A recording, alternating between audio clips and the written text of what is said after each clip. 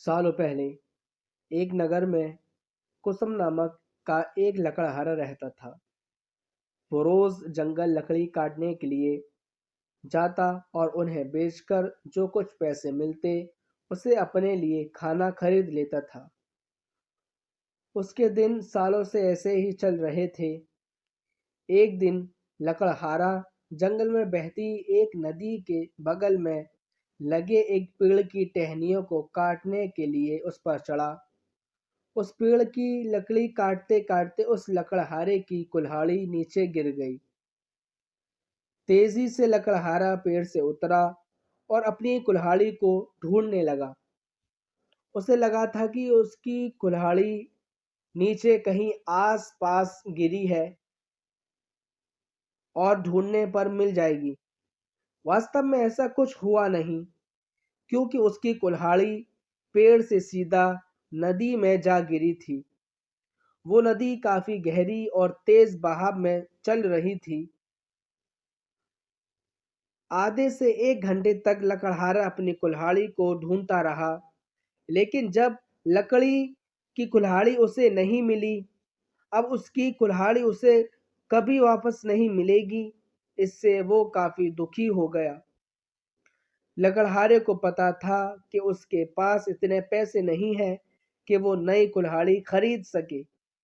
अब वो अपनी स्थिति पर नदी किनारे बैठे बैठे रोने लगा।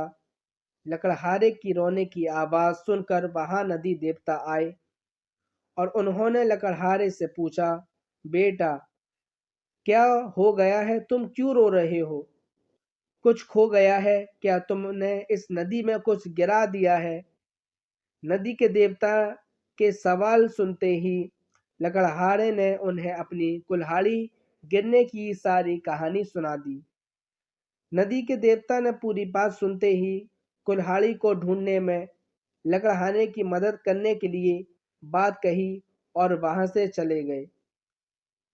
कुछ देर बाद नदी के देवता नदी से बाहर निकल कर आए और उन्होंने लकड़हारे से कहा कि मैं तुम्हारी कुल्हाड़ी लेकर आ गया हूँ। नदी के देवता की बातें सुनकर लकड़हारे ने चेहरे पर मुस्कान आ गई। तभी लकड़हारे ने देखा कि नदी के देवता ने अपने हाथों में सुनहरी रंग की कुल्हाड़ी ले रखी है। दुखी मन से लकड़हारे ने कहा, ये सुनहरी रंग की कुल्हाड़ी मेरी तो नहीं है। ये सोने की कुल्हाड़ी जरूर किसी अमीर किसान की रही होगी। लकड़हारे की बातें सुनकर नदी के देवता दोबारा से गायब हो गए। कुछ देर बाद नदी के देवता दोबारा नदी से बाहर निकले। इस बार उनके हाथों में चांदी की कुल्हाड़ी थी। उस कुल्हाड़ी को देखकर भी लकड़हारे को खुशी नहीं हुई। उसने कहा कि ये भी मेरी कुल्हाड़ी नहीं है, ये किसी दूसरे इंसान की कुल्हाड़ी होगी। आप उसी को ये कुल्हाड़ी दे दीजिएगा, मुझे तो अपनी ही कुल्हाड़ी ढूंढनी है। इस बार भी लकड़हारे की बात सुनकर नदी के देवता फिर वहां से चले गए। पानी में गए भगवान इस बार काफी देर बाद बाहर आए। अब देवता को देखते ही लकड़हारे के चेहरे पर बड़ी सी मुस्कान थी।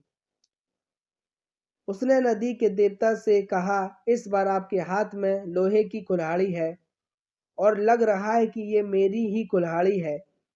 ऐसी कुल्हाड़ी पेड़ काटते समय मेरे हाथ से नीचे गिर गई थी। आप ये कुल्हाड़ी मुझे दे दीजिए और दूसरी कुल्हाड़ियों को उनके असली मालिक तक पहुंचा दीजिएगा। लकड़हारे की इतनी ईमानदारी और निष्पान मन को देखकर नदी के देवता को काफी अच्छा लगा। उन्होंने लकड़हारे से कहा कि मैं तुम्हारे मन में बिल्कुल भी लालच नहीं है। तुम्हारी जगह कोई और होता तो सोने की कुल्हाड़ी झट से ले लेता, लेकिन तुमने ऐसा बिल्कुल भी नहीं किया। चांदी की कुल्हाड़ी को भी तुमने लेने से इनकार कर दिया।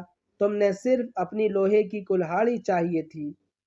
तुम्हारे इतने पवित्र और सच्चे मन से मैं काफी प्रभावित हूँ। मैं तुम्हें उपहार में सोने और चांदी दोनों की एक एक कुल्हाड़ी देना चाहता हूँ।